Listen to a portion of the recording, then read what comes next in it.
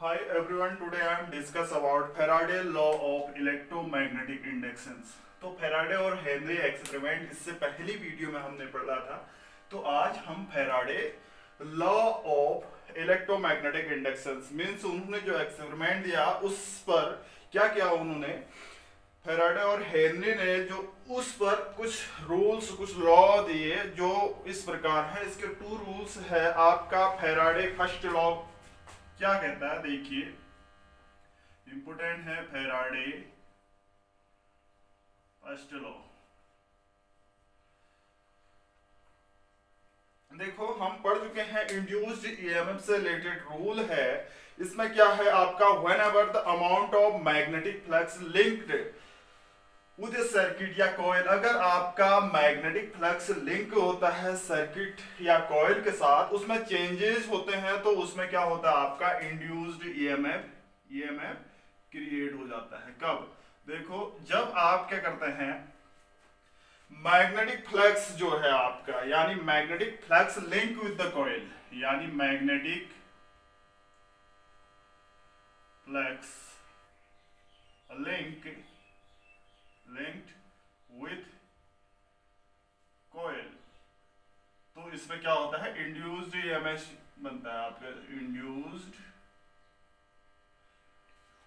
Induced EMF क्या होगा आपका क्रिएट होता है। इंड्यूस्ड ईएमएफ हमें क्या मिलेगा, देखो जब हम क्या करते हैं, जब किसी सर्किट से लिंक्ड मैग्नेटिक फ्लक्स में क्या होता है चेंजेस होता है। इसमें क्या होता है चेंजेस होते हैं, किसमें, magnetic flux linked with the coil changes, यानी मैग्नेटिक फ्लक्स में क्या हो गया आगे चेंजेस होंगे तो उसमें एक इंड्यूस्ड ईएमएफ फोर्स क्या होगा, इंड्यूस्ड ईएमएफ क्रिएट होगा जिसे हम इलेक्ट्रोमोटिव फोर्स कहते हैं। यदि आपका जो सर्किट क्या है क्लोज है तो उसमें क्या होगी, सर्किट क्लोज है तो उसमें करंट क्या होगी इंड्यूस्ड होगी जिसे हम कहते हैं इंड्यूस्ड करंट। देखिए अब यहां पर क्या होता है आपका, अगर सर्किट ओपन है तो फिर भी उसमें इंड्यूस्ड ईएमएफ क्रिएट होगा लेकिन उसमें इंड्यूस्ड करंट क्रिएट नहीं होगी। अगर सर्किट क्या है क्लोज सर्किट है, सर्किट क्या है क्लोज्ड है तो उसमें क्या होगा इंड्यूस्ड ईएमएफ क्रिएट होगा। सर्किट अगर क्लोज है तो उसमें इंड्यूस्ड करंट क्रिएट होगी, यानी यदि सर्किट क्या है क्लोज्ड है तो उसमें क्या होगा जो करंट फ्लो होगी उसे कहते हैं हम इंड्यूस्ड करंट। इस इवेंट्स को, इस फिनोमिना को हम कहते हैं इलेक्ट्रोमैग्नेटिक इंडक्शन। इसको हम शॉर्ट में लिखते हैं ईएमआई, इलेक्ट्रोमैग्नेटिक इंडक्शन। इसी फिनोमिना को हम क्या कहते हैं इलेक्ट्रोमैग्नेटिक इंडक्शंस, ठीक है। तो इसमें इंड्यूस्ड करंट केवल तभी फ्लो होगी जब इंड्यूस्ड करंट विद कब फ्लो होगी, जब इसमें क्या होगा मैग्नेटिक फ्लक्स में क्या होंगे चेंजेस होंगे, मैग्नेटिक फ्लक्स में चेंज होगा तो उसमें क्या होगा मैग्नेटिक फील्ड लाइंस क्या है, number of magnetic field lines increase होंगे तो उसमें क्या होगा इनवर्स करंट क्या होगी घटने लगेगी। इनवर्स करंट घटने पर क्या होगा उसमें डायरेक्ट करंट क्रिएट होगी। देखो जब हम magnetic field line increase magnetic field lines अगर हम इंक्रीज मैग्नेटिक फील्ड लाइंस करते हैं तो उसमें क्या होगी इनवर्स करंट क्या होगी बढ़ेगी। इनवर्स करंट क्या होगी बढ़ेगी। जब हम number of magnetic field lines increase करेंगे तो क्या बनेगी इनवर्स करंट बढ़ेगी। अगर फील्ड लाइंस डिक्रीज करते हैं, decrease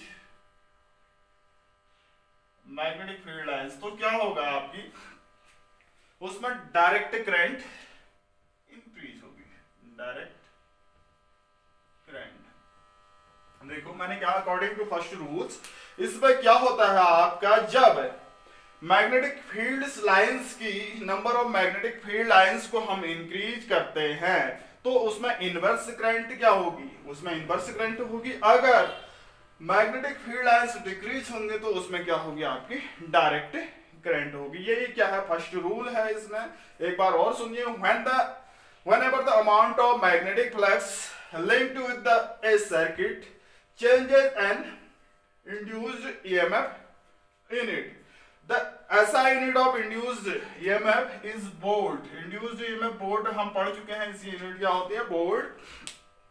The actual number of magnetic field lines passing through the circuit does not depend on the value of the induced EMF. लेकिन देखो, अगर सर्किट ओपन भी है तो उसमें भी इंड्यूस्ड ईएमएफ होगा, यानी जो इंड्यूस्ड ईएमएफ है नंबर ऑफ फील्ड लाइंस पर डिपेंड नहीं करेगा, ओनली इंड्यूस्ड करंट ही फील्ड लाइंस पर डिपेंड कर रही है. देखो, अगर सर्किट क्लोज है तो उसमें इंड्यूस्ड करंट फ्लो होगी, जिसे हमने इंड्यूस्ड करंट कहते हैं. ठीक है. मैग्नेटिक फ्लक्स चेंजेस होगा तो क्या होगा, इंड्यूस्ड ईएमएफ उसमें क्रिएट होगा. ठीक है. जब सर्किट आपका क्लोज्ड है तो उसमें क्या होगी, जो करंट फ्लो होगी, इंड्यूस्ड करंट क्या होगी, फ्लो होगी. इंड्यूस्ड करंट फ्लो होगी तो कैसे होगी, ये इंड्यूस्ड करंट किस पर डिपेंड होगी. देखो, number of field lines increase करेंगे तो उसमें क्या होगी, इनवर्स करंट होगी. अगर नंबर ऑफ फील्ड लाइंस क्या करेंगे, डिक्रीज करते हैं तो ये क्या कहलाएगी, आपकी डायरेक्ट करंट. ये क्या है, फैराडे फर्स्ट लॉ. ये क्या है आपका, Faraday first law of electromagnetic induction कहते हैं. Faraday first law of electromagnetic induction, जिसे हम ईएमआई से कहते हैं. जो इंड्यूस्ड ईएमएफ है इसकी यूनिट यहां पर क्या होगी, वोल्ट होगी. ठीक है. ऐसी फैराडे सेकंड रूल हम पढ़ सकते हैं, Faraday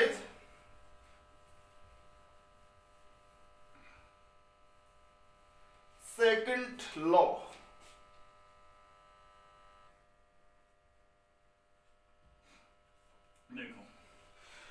The magnitude of induced EMF. Magnitude of induced EMF means ये इसकी बात कर रहे हैं. Magnitude of induced EMF in a circuit is equal to the rate of change of magnetic flux. देखो, the magnitude of the induced EMF in a circuit is equal to the rate of change of magnetic flux through the circuit. ये क्या है आपका, Faraday second rule है. Mathematically हम कैसे से वो कर सकते हैं, हम इसको एक्सप्रेस कर सकते हैं. इंड्यूस्ड ईएमएफ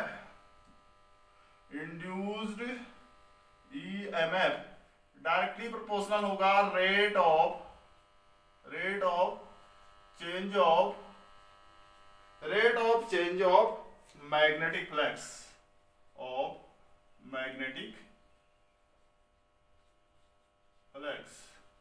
ये क्या कहलाएगा आपका, जो induced EMF according to Faraday second law of electromagnetic index, जो magnitude of induced EMF is directly proportional to rate of change of magnetic flux, या induced EMF equal to rate of change of magnetic flux. तो इसको हम कैसे show कर सकते हैं, देखो, E इज इक्वल टू ये कह रहा है, E is equal to delta d phi upon dt. इसका मैग्नीट्यूड की बात कर रहे हैं. इसमें एक साइन होता है E equal to minus d phi upon dt. ये क्या है आपका induced EMF, E is equal to minus d phi upon dt. यहां पर जो rate of change of magnetic flux है, डी फाई अपॉन dt जो होगा, देखो, where d phi upon dt is equal to phi two minus phi one upon क्या, T2 minus T1. देखो, induced, यहां पर नेगेटिव साइन क्या इंडिकेट कर रहा है, जो इंड्यूस्ड ईएमएफ है क्या कर रहा है, loop of the induced changing flux always opposes the change of magnetic flux. Magnetic flux का अपोज करती है आपकी इंड्यूस्ड ईएमएफ, यानी इंड्यूस्ड ईएमएफ के अपोज में क्या है आपका मैग्नेटिक फ्लक्स है. यहां पर नेगेटिव साइंस क्या इंडिकेट कर रहा है आपका, that induced EMF of the loop due to the changing flux always opposes the change in the magnetic flux.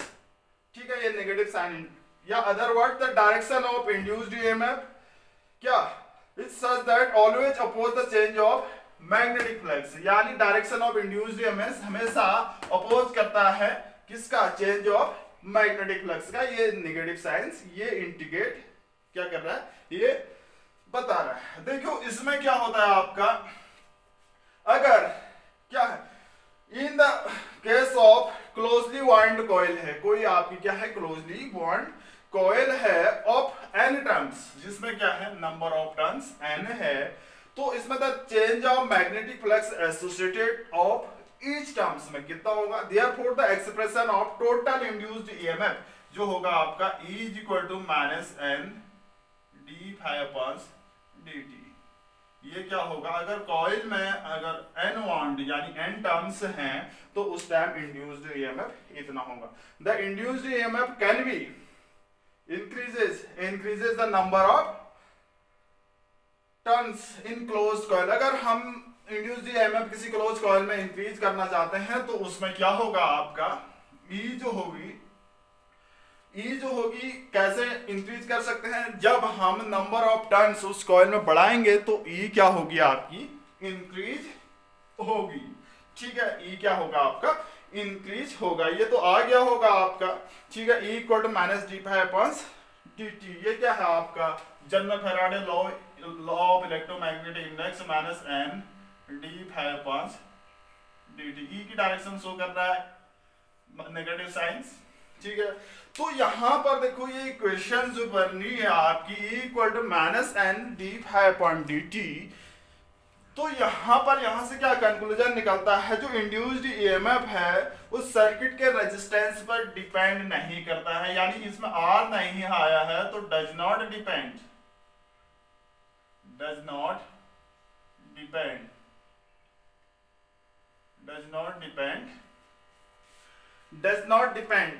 किस पर, रेजिस्टेंस डज नॉट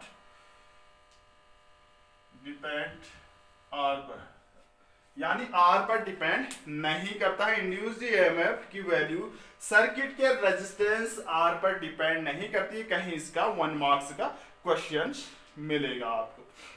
ठीक है, इसमें कुछ स्पेशल फैक्ट है। तो यहां से क्या कंक्लूजन निकलता है, सर्किट अगर क्या है ओपन है, सर्किट ओपन है, उसमें तो इंड्यूस्ड ईएमएफ तो वही रहेगा, लेकिन उसमें क्या नहीं निकलेगा आपका, इंड्यूस्ड करंट नहीं होगी। ठीक है, अगर या जो कॉइल है इंसुलेटर की बनी है तो उसमें तो इंड्यूस्ड ईएमएफ बना रहेगा वही और इंड्यूस्ड, लेकिन इस कंडीशन में इंड्यूस्ड करंट क्रिएट नहीं होगी। इंड्यूस्ड करंट सर्किट में केवल तब फ्लो होगी जब सर्किट क्या है क्लोज्ड हो, तो उसमें इंड्यूस्ड करंट फ्लो होगी। तो आप कब होगी वह भी, जब उसके मैग्नेटिक फ्लक्स में चेंजेस आएंगे, यानी ये डी फाई में चेंजेस आएंगे और सर्किट क्या होगा क्लोज होगा, तभी उसमें क्या होगी इंड्यूस्ड करंट फ्लो होगी। ठीक है, ये तो है आपका कुछ स्पेशल फैक्ट। इसके बाद आता है इसी में फैराडे सेकंड रूल में मैग्नेटिक फ्लक्स कैसे चेंज कर सकते हैं, method of changing of magnetic flux. कैसे कैसे चेंज कर सकते हैं मैग्नेटिक फ्लक्स को। देखो पहला क्या है, पहला पॉइंट कैसे चेंज कर सकते हैं, क्योंकि हमें मैग्नेटिक फ्लक्स चेंजेज होगा तभी हमें क्या मिलेगा इंड्यूस्ड ईएमएफ और इंड्यूस्ड करंट। इंड्यूस्ड ईएमएफ तो मिल ही रहा है, इंड्यूस्ड करंट मिलेगा। तो कैसे चेंज कर सकते हैं, जैसे कॉइल से पास होने वाले मैग्नेटिक फील्ड की इंटेंसिटी में चेंज करके, change the intensity of magnetic field, change the intensity of magnetic field, यानी मैग्नेटिक फील्ड से पास, यानी किसी कॉइल से पास होने वाले मैग्नेटिक फील्ड की इंटेंसिटी में चेंज करके हम क्या कर सकते हैं, उसमें मैग्नेटिक फ्लक्स को चेंज कर सकते हैं।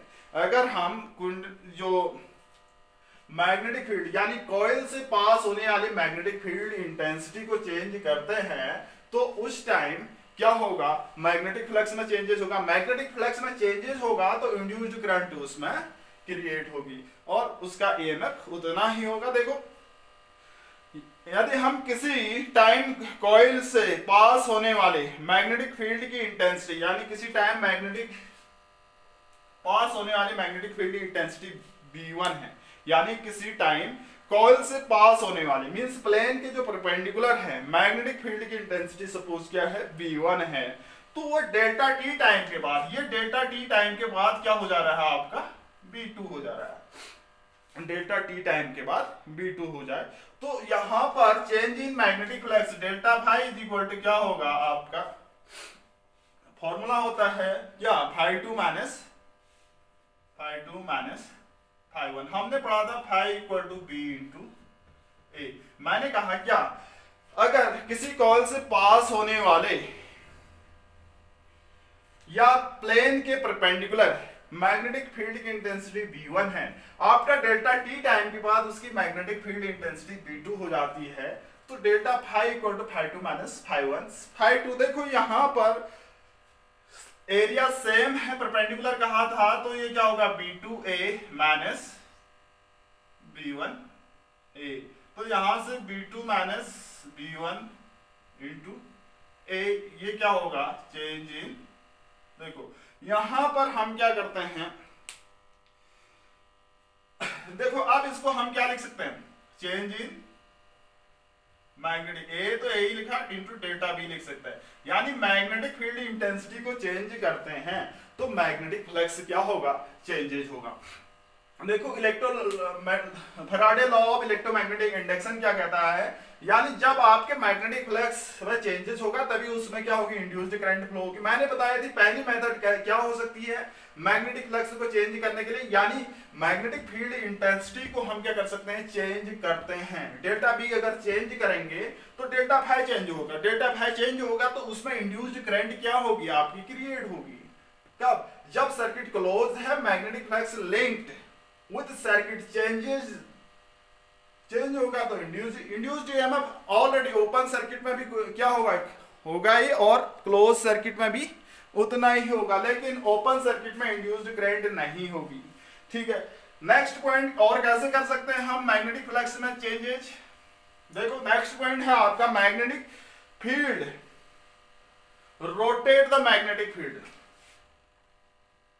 Rotate the magnetic field.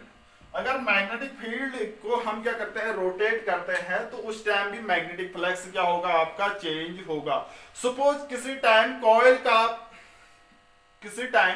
Coil का प्लेन मैग्नेटिक फील्ड के क्या है, परपेंडिकुलर हो। किसी टाइम कॉइल का जो प्लेन है वो मैग्नेटिक फील्ड के क्या है, परपेंडिकुलर है, तो उस कॉइल से लिंक्ड मैग्नेटिक फ्लक्स क्या होता है, आप हम जानते हैं phi equal to B A cos theta होता है, कॉस 90 हो जाएगा। मैंने क्या कहा, किसी कॉइल का मैग्नेटिक जो फ्लक्स है, जो कोई कॉइल है उसका प्लेन मैग्नेटिक फील्ड के परपेंडिकुलर, कोई कॉइल है उसका प्लेन मैग्नेटिक फील्ड के परपेंडिकुलर है, तो उससे लिंक्ड मैग्नेटिक फ्लक्स क्या होगा, phi equal to B A cos 90।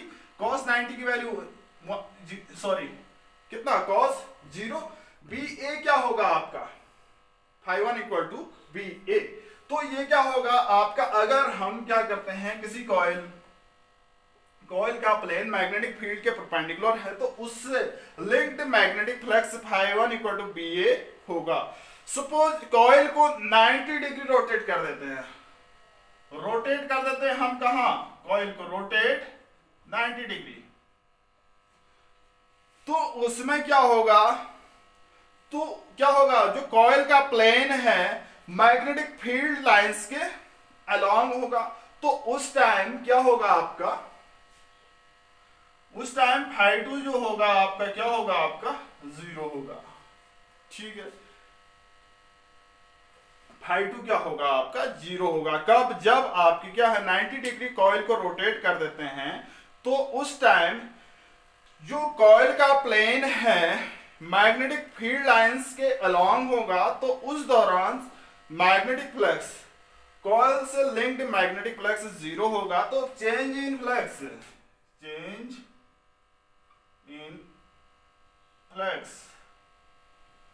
Delta phi is equal to phi two minus phi one, तो ये क्या हो जाएगा आपका minus B A, 0 minus B A is equal to minus B A.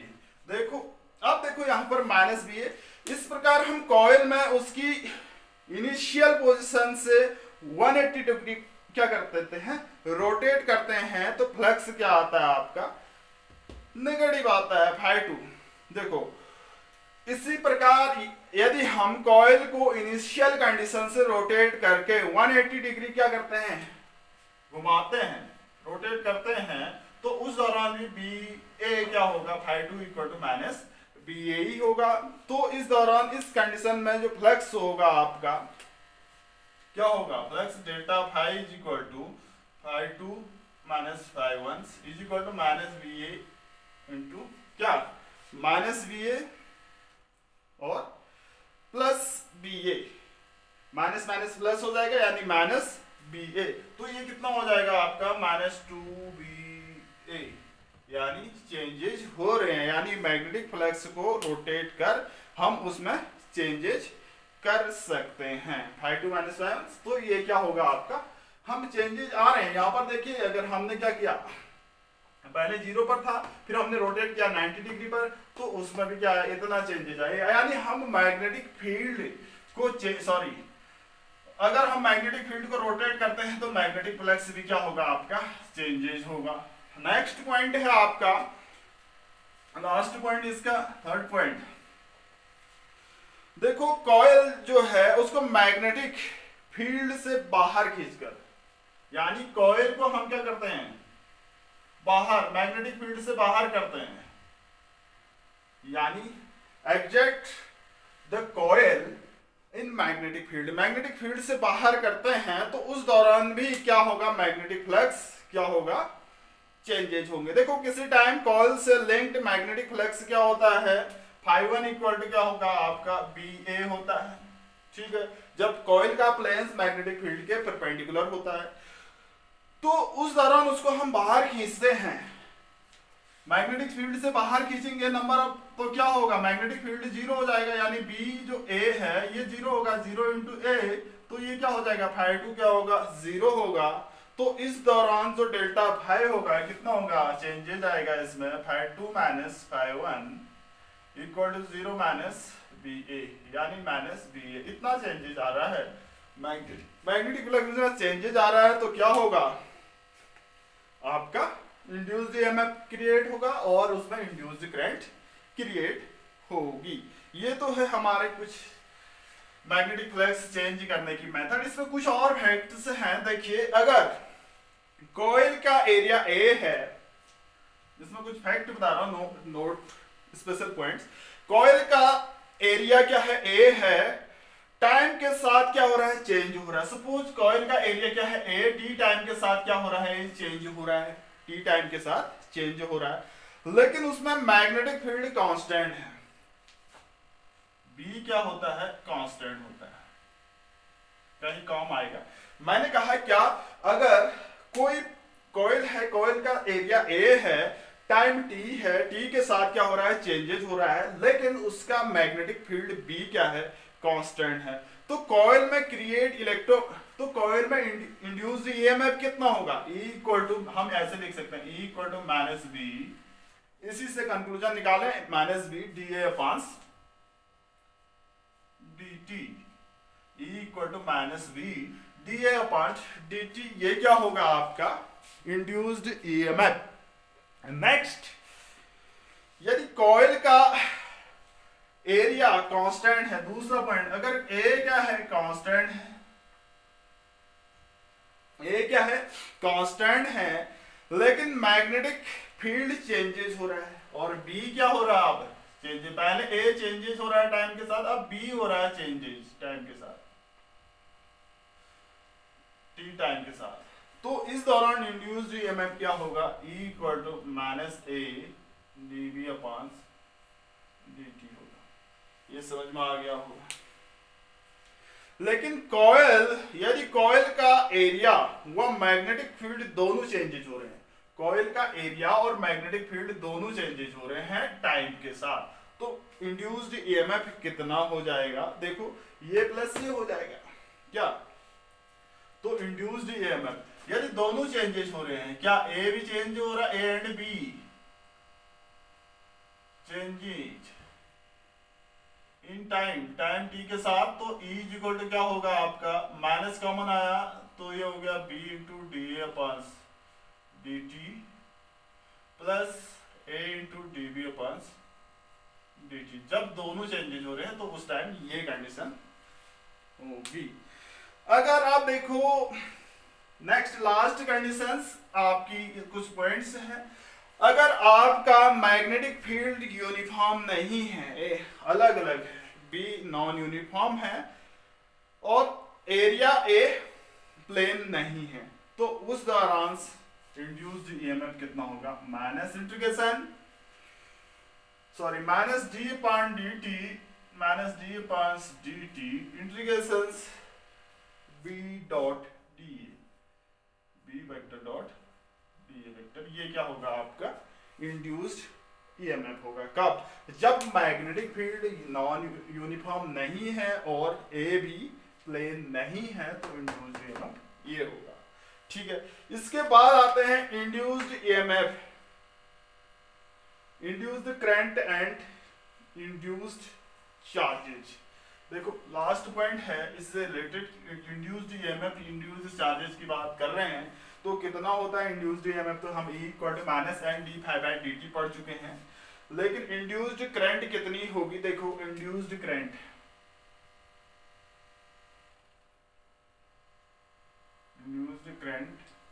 And induced charges. देखो induced current और induced charge, देखो पहले इंड्यूस्ड करंट पर बात करते हैं हम। इंड्यूस्ड करंट, देखो सपोज क्या है, एन टर्म्स वाली कोई कॉइल से linked magnetic flux delta T time में, एन टर्म्स वाले कॉइल से linked magnetic flux delta T time में क्या हो रहा है? डेल्टा फाई हो जा रहा है, डेल्टा फाई हो जा रहा है। मैंने क्या कहा? एन टर्म्स वाले कॉइल में क्या हो रहा है? जो मैग्नेटिक फ्लक्स है, लिंक्ड मैग्नेटिक फ्लक्स है, डेल्टा टी टाइम में डेल्टा फाई हो रहा है, यानी मैं लिख सकता हूं डी टी टाइम में डी फाई हो जा रहा है। यानी एन टर्म्स वाली कोई कॉइल है, उसका मैग्नेटिक फ्लक्स लिंक्ड है, तो डेल्टा टी टाइम में डेल्टा फाई हो जा रहा है, तो उसमें rate of change of flux कितना होगा? रेट ऑफ फ्लक्स कितना होगा? डी फाई पास डी टी, ये हम जानते हैं। तो इसमें इंड्यूस्ड ईएमएफ हम भी जानते हैं, इंड्यूस्ड ईएमएफ हम पढ़ चुके हैं, E इक्वल टू क्या होता है? Minus N D phi upon D T, ये भी जानते हैं इंड्यूस्ड ईएमएफ। अगर सर्किट क्लोज्ड है तो उसमें क्या होगी? मैंने कहा सर्किट क्लोज है तभी करंट फ्लो होगी। I इक्वल टू क्या होता है? Ohm's rule, E V upon R, तो E अपान R, सर्किट में R रेजिस्टेंस है, तो E की वैल्यू रख सकते हैं minus N D phi upon d t upon R भी, ठीक है। तो minus N upon R d phi upon d T, ये क्या होगी?